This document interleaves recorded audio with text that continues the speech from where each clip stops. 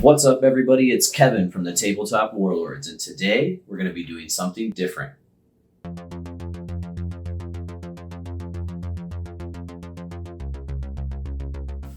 Welcome to our first episode of a new series that Sergey and I will be doing on the Tabletop Warlords that we are going to be calling Antares Builds. Ever since we started doing our battle reports, we've had a lot of questions about the individual pieces we have on our battlefield. And I think the most questions I've received are in regards to my Modular Rocky Hills. So that is what we're going to be building first. I feel like the Rocky Hills are a good choice because as a wargamer, I've always struggled to add height to my battlefield in a way that looked nice, that isn't creating an entire foam battlefield and carving the topography out with like a hot wire tool. And I also really don't like angular hills that are kind of like the flat wargaming hills that have a very steep, or not steep, but very gradual slope so miniatures can sit on it. It just takes up a lot of surface area and the hill always seems very gradual. And once again, you need a hot wire tool. So I really like this build because it's very simple. You can use simple tools. It's a lot of supplies that are easy to get a hold of, and the technique is very easy. But I will show you all that in a moment. First, let's get all the supplies we're going to need together so we can make our own modular Rocky Hills.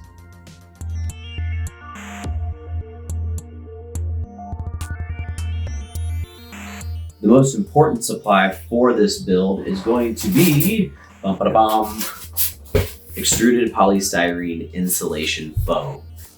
You can get a hold of this stuff really easily at home improvement stores, i.e. Lowe's, or hardware stores that sometimes have it. And if you're lucky, if you have a construction site near where you live, there's a lot of scrap foam that ends up in their garbage bin. So if you are a charismatic individual and you don't mind asking someone, you can potentially get it for free.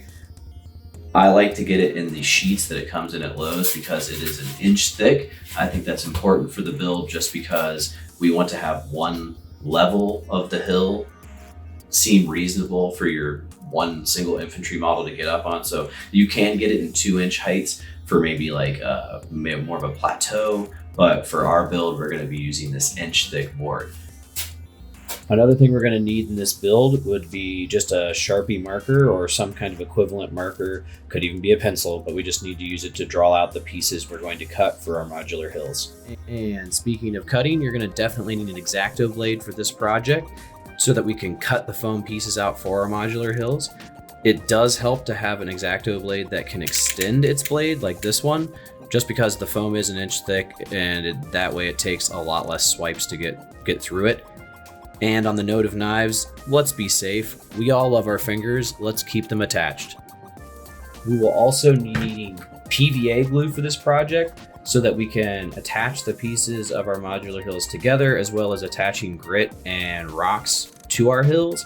Now here you can see I have Elmer's and Mod Podge. It's really a personal preference at this point because you don't have to really worry about warping. I've kind of started to lean toward Mod Podge because it mixes with water a little bit better in my opinion, but both will do. It is important to note, while you can do the whole project with just PVA glue, a glue gun will make your life a lot easier when you're attaching the actual layers of the hills, but it's not required. I would just prefer it for sure. To add texture to our modular hills, I'm going to use different levels of grit. I got these right here from a hobby store, and as you can see, it's just a bunch of fine stones. You could incorporate sand, but I usually don't get that fine. And then from the garden outside, I have actual rocks, just in varied size, that we can use as accent points to make our modular hills look even more realistic. You will of course need paint for this project. I just use the cheap stuff you can find in any craft store. It's just acrylic paint, and if you wait and see if they go on sale, there sometimes can be as cheap as 25 cents a bottle, a lot cheaper than normal model paint. I usually go for just a two-tone effect with the rock, so I have a dark gray, a light gray, and then I have a single brown for my earth tone, and that's really all you need. You're definitely not finger painting in this project, so grab some brushes. To finish off our modular hills and make them look really great, we're going to need flocking material. This is probably the most expensive thing in the build that I use because I use Woodland Scenic's flock. I have a blended turf because I find it easier than actually blending the turf myself. And I have a coarse turf, which adds a different kind of texture and makes it just look a little bit more real. These are expensive, but it is important to know I bought this at the beginning of last year. I've based like 3 whole armies and a bunch of terrain. So really it's totally worth it at only about $11 or $10 depending on where you are in the States. The last thing we'll also need is the Clump Foliage. Once again, I use Woodland Scenic, so it's a little bit pricier, but once again, this bag is enough to make a lot of terrain, base models, do a lot of stuff. And it really helps to be able to add just little random bushes and whatnot to just increase the realism.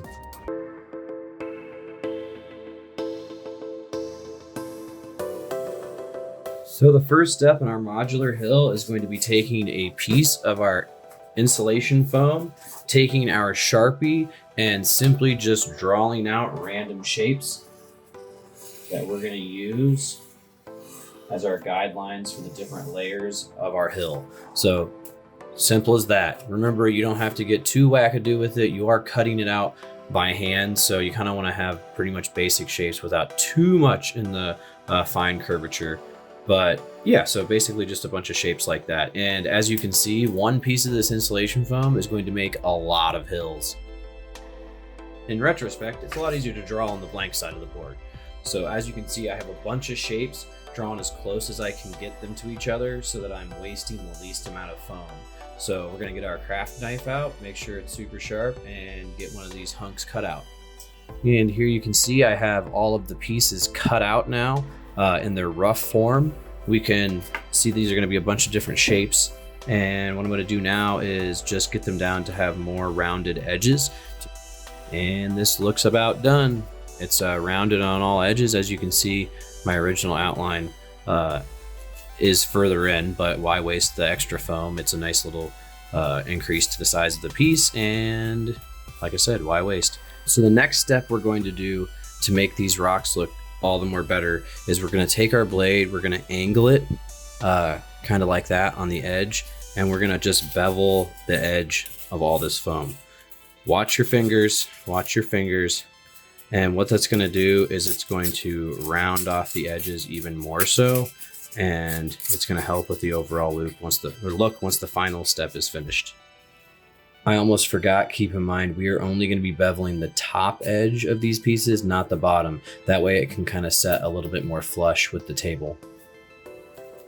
Now that we have the edge beveled and our piece cut out, we can start adding the actual rock texture. And to do that, it's pretty simple. What we're going to do is we're going to make 2 cuts, one high and one low on the edge here, all the way around the entire piece. And then once that's done, we're going to be cutting vertically down in many places and at random angles all the way around the piece as well. So I'm going to get that started here now. So you don't want to go too far in, and once again, mind your fingers, but I'm just pretty much scraping the blade across the whole edge all the way around.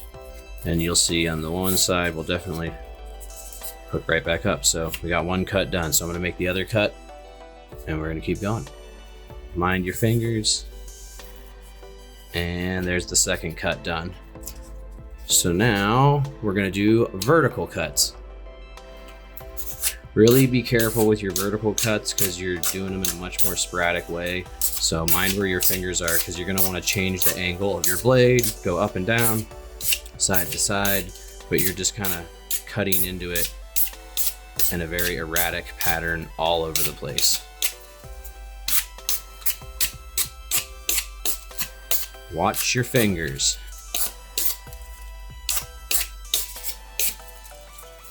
Now that we have our initial cuts, we need to give this thing some more texture. If we were to do the rock technique right now, you can see that everything would be this uniform length on the edge here. It would be a very, very plain surface. So what we're going to do is we're going to take our knife, and we're going to come at an angle, and we're going to make random cuts. So I'm going to cut in a little bit like that, right?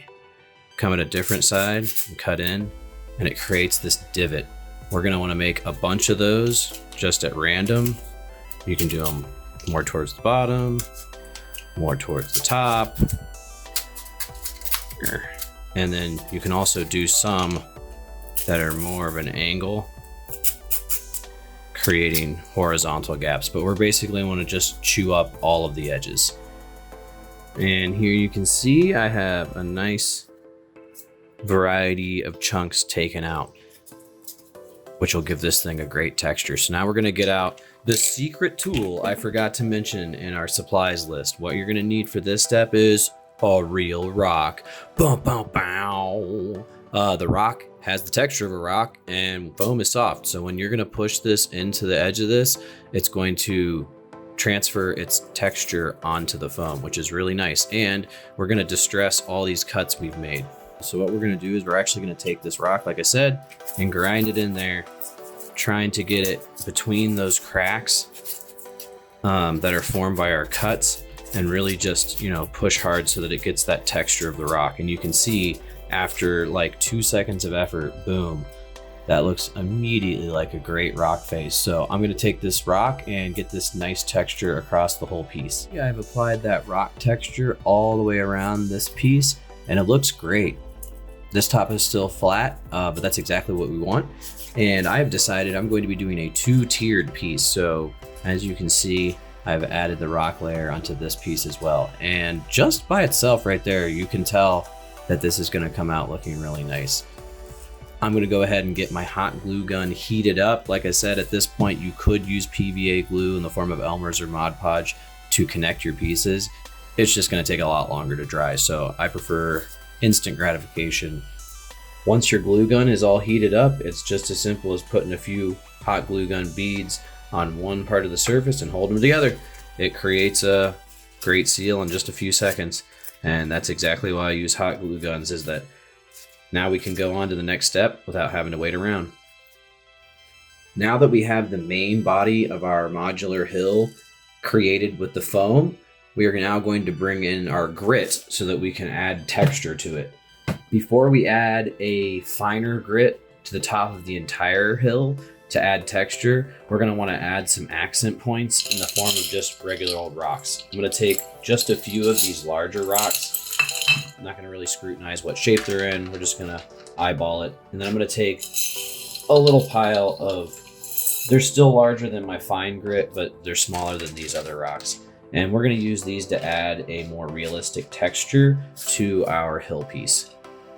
So what we're going to do is we are going to take our Mod Podge and just a crappier brush that it's kind of a terrain brush, not necessarily a crappy brush, but I'm going to actually use this to just paint Mod Podge.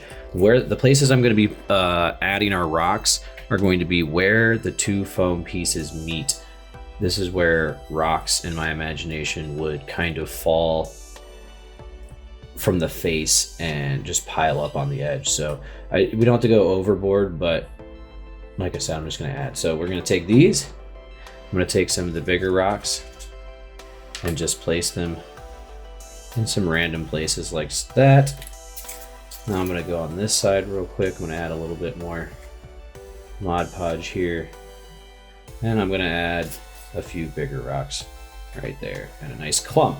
And now, since as you can see I have extra PVA glue on there, I'm going to take this smaller pile of rocks and kind of just randomly put them amongst where I already have them. It gives it a nice little two-tone effect with the sizes, and you have a lot of give with the PVA glue because it takes a while to dry. So you can kind of add more to keep things in place or move things around and adjust as you see fit. But yeah, it's not really rocket surgery. It's just kind of randomly doing it and seeing what looks nice. So I'm going to go through and add a little bit more of these lighter grits. And we're going to let this PVA dry completely so that those aren't going anywhere. And that Mod Podge is all dry now. Our rocks are in place on the edges, and you can see I went back and actually added a few more on top just to break up the surface of the top of this piece. And we are totally ready for the next step, which is to add grit across the entirety of the top surface. Once again, we're going to get out our brush and Mod Podge, and we are going to now cover the entirety of the top surface in Mod Podge. It's okay to layer the PVA on thick because PVA glue always dries clear and shrinks, so you won't have like visible pooling. And we're going to cover it in grit and paint it either way. So you want to look at right about that consistency. So before that Mod Podge dries all the way, we're going to grab the grit that we're going to use. I'm going to sprinkle on a little bit of my medium and then finish it up with this lighter grit. And I'm going to be doing all of that over basically a flock box. It's a good idea for cleanliness, and it just makes it so much easier to collect the rocks that you don't use. So I'm just going to take a little bit of this and I'm going to sprinkle it on, and I'm going to aim for right around those rocks we already put down so it continues the gradient and the size of rocks. Shake it off a little bit, and before that dries, I'm just going to take this, and it's a lot easier with this one. I'm just going to literally pour it right over, trying to cover up all the Mod Podge I see, and then I'm going to finish by just turning it over. So you're going to get a real nice coverage right there. And for parts that you kind of miss out, like right over here, all you got to do is just grab some more Mod Podge and start over again.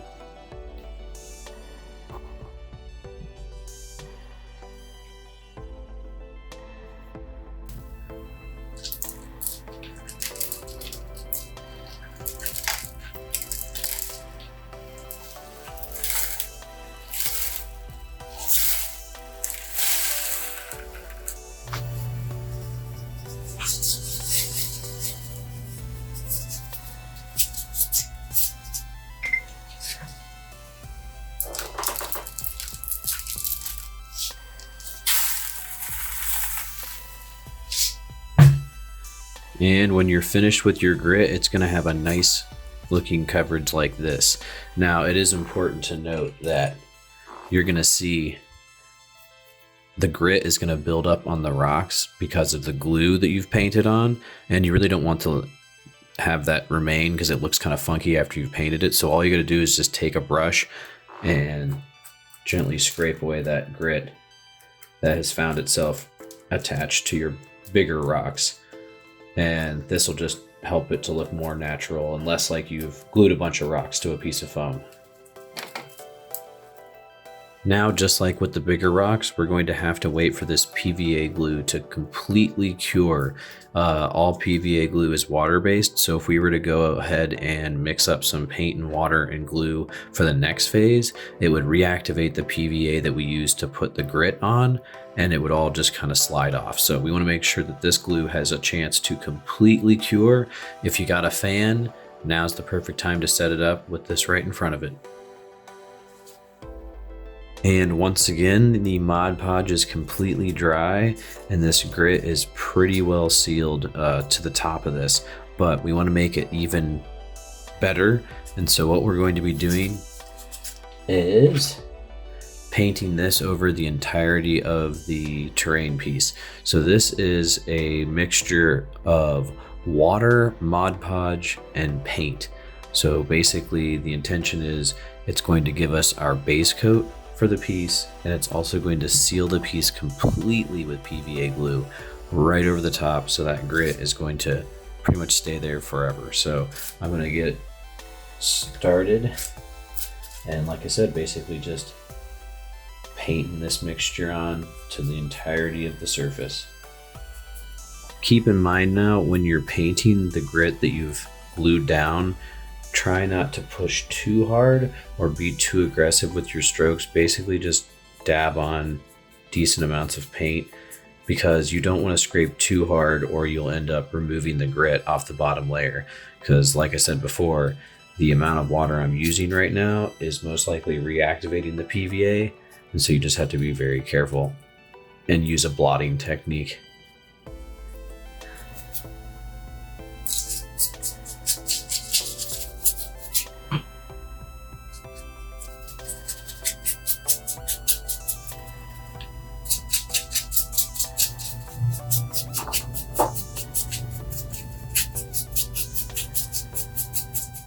So like with our other steps that include Mod Podge, we're gonna now let this dry completely so that the whole piece is cured. And here we have our piece completely dry. The first layer did not dry as thick as I would like, so this has actually been coated a second time with our Mod Podge and paint mixture. It really painted it a darker brown. I was seeing a lot of the foam coming through the edges right here, and it's a light green, so it's kind of hard to mask. So I did a second coat, and when you're painting this, you're gonna see there's like a lot of nooks and crannies that your big brush is going to miss. So I would suggest going back over the whole thing with just like a pointier brush and really get in those crevasses so that you achieve a thorough undercoat.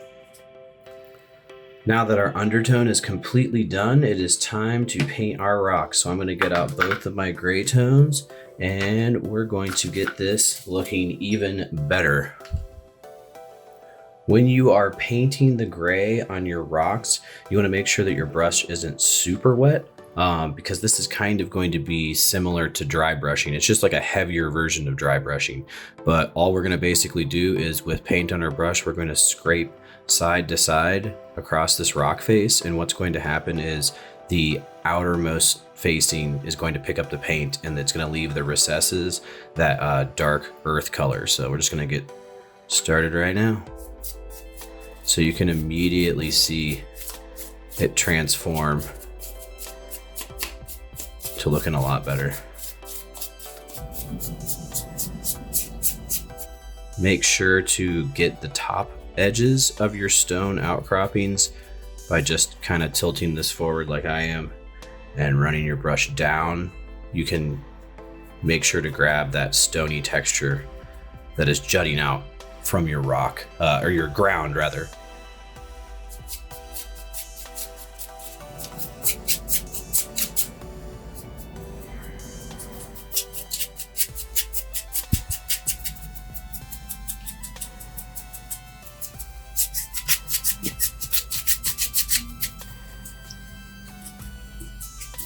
And you can see how that really just transforms the whole piece once you put on that initial gray. This is a little bit lighter than I would like though. In person, I can see a lot of this brown coming through. So really quickly, I'm gonna throw on another coat of gray as soon as this one's dry. Much better. That extra coat of gray really solidifies the color. There's still plenty of brown bleeding through, which is definitely something you want, but it looks a lot better with two coats. So the next step, we're going to take our light gray, and this time we are going to try to do more of a traditional dry brush. It's still definitely a little heavier, but it's our light gray, and so we're just going to not go for as much of a completion like when we were trying to coat the whole thing gray. But yeah, we're going to basically just listlessly drag this across the whole thing.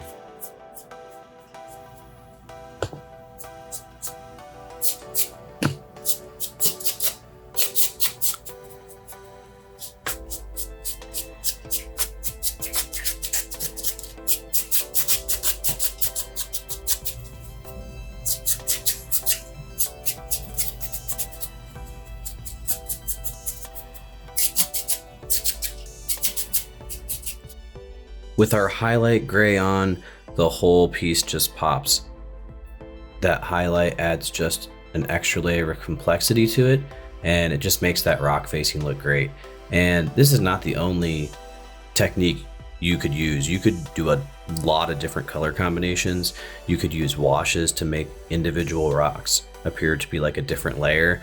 There's a lot of different things you could do that are just as simple as what we've already done and would make the piece look even better. But what we're going to do now is move on to the flocking stage. We're going to grab our Mod Podge once more, as well as our flock box to collect all the extra flocking material we don't use. And we're going to make this hill a lot greener. Just like when we were attaching the grit to the top of our modular hill, we're going to just take this Mod Podge, painting it across. It's okay that it's sporadic because I'm actually going to go for more of a not super like complete 100% coverage of the grass. Like it's kind of hard to grow on the surface. So I'm gonna be happy with right about there. So real quickly before that has a chance to dry all the way, I'm gonna take my flack, and I'm going to just sprinkle it right on top. And I'm gonna use my flock box underneath to catch anything I don't use, because this stuff you don't want to waste. Give it a few good taps so that you can knock loose anything that didn't really get a good hold. And as you can see, we get a great natural look right off the get. And the coverage was pretty decent. I'll have to add a little bit more right here, but you can go in with a smaller brush and fix up any area. But right off the get, that looks great. That's why I use blended turf, is it just gives it a natural blend. So I'm gonna get this all done up.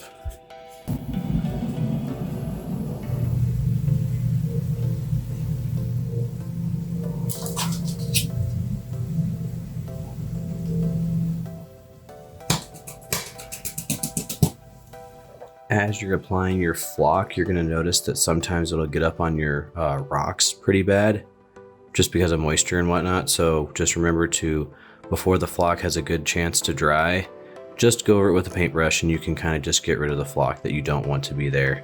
And as soon as it dries, it comes off pretty easy.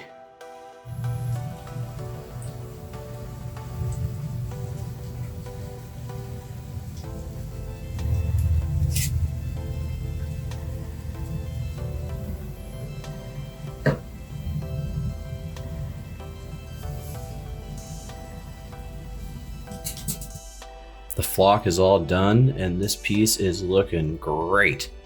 That added layer of that variety of green just adds so much to it. What we need to do now is, once again, let our glue dry 100% so that none of this flock's gonna go anywhere.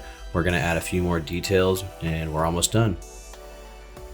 Now that the glue keeping the flock down is completely dry, we're actually going to be adding more glue over top of the flock so that it really seals it in and ensures that this flock is not going anywhere.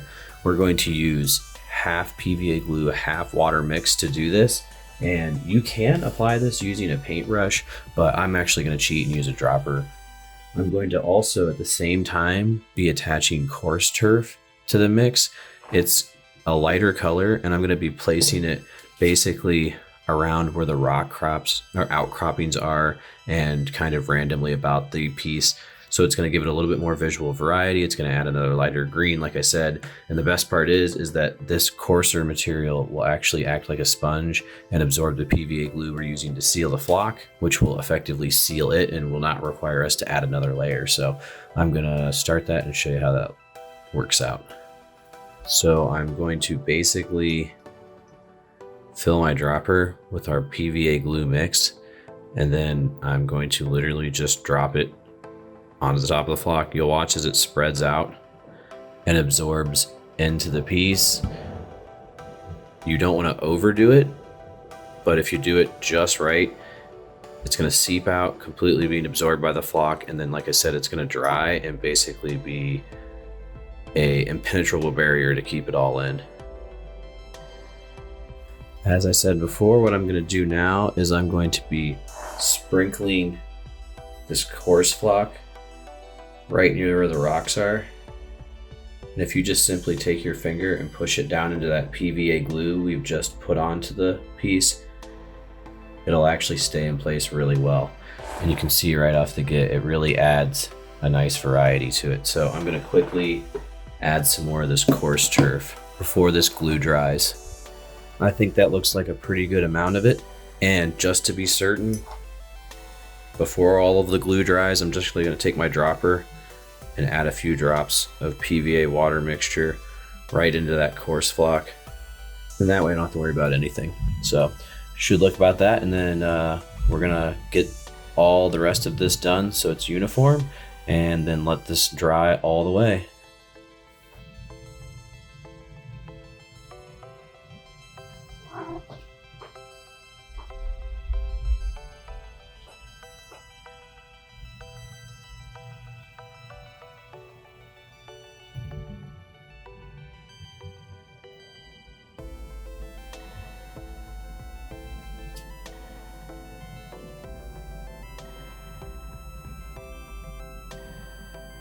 It's starting to look really nice. That two-tone effect really adds a little bit more complexity to it, but we got one more step before we're finished. We're going to be taking our clump foliage now. It's basically looks like a bush or little bushes and scrubs once you've broken it apart, and we're going to be adding a little bit of this to our modular hill to just give it one last little level of detail. To add our clump foliage, it's going to be basically a lot of the same. We're going to use our Mod Podge PVA glue. And what I'm going to do is, I don't really want to put the bushes too much on the edges because we can stack pieces that way. But if I add them close to these rocks, it should be fine because the rocks already in and of themselves are a bit of an obstruction for placing models. So it's a perfect spot to add a little bit more fluff to it. So you just take your little piece of clump foliage and push it right down into the recesses. You don't have to worry about hiding your PVA glue completely because PVA glue is going to dry clear, which is one of the best advantages of using it.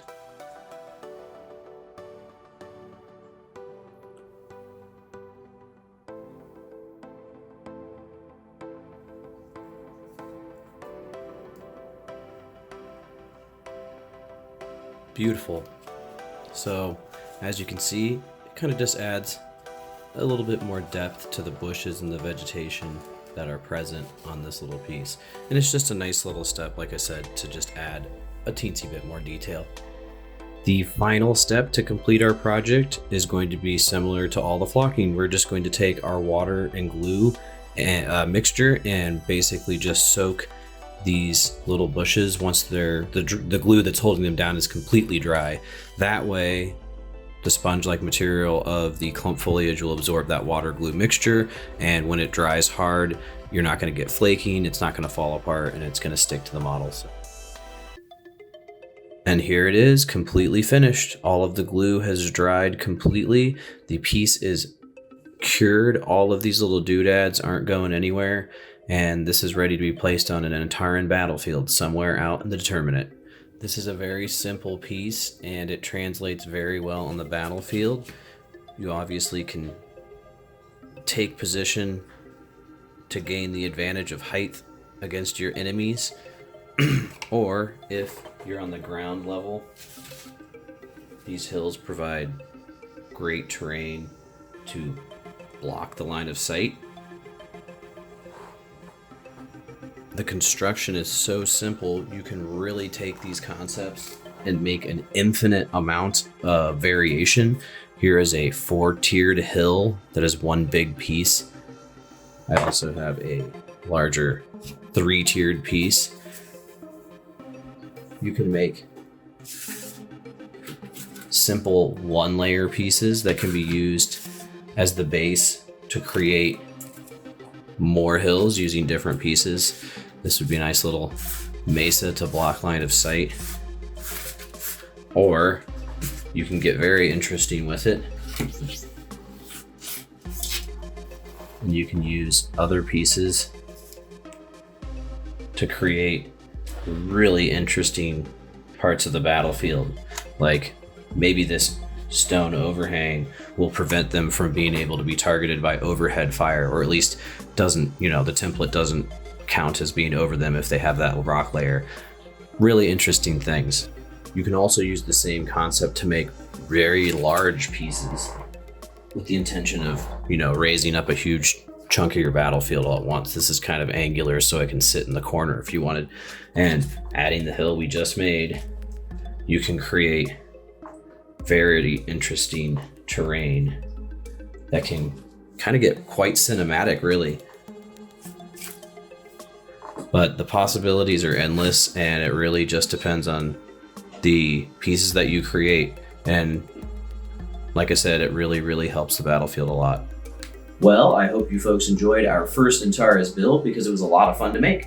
If you have any questions about what we did today, throw them down in the comments. And if you like our video, please give it a like and consider subscribing to the channel if you like the content that we're making on the Tabletop Warlords. Once again, my name is Kevin. Until we meet again.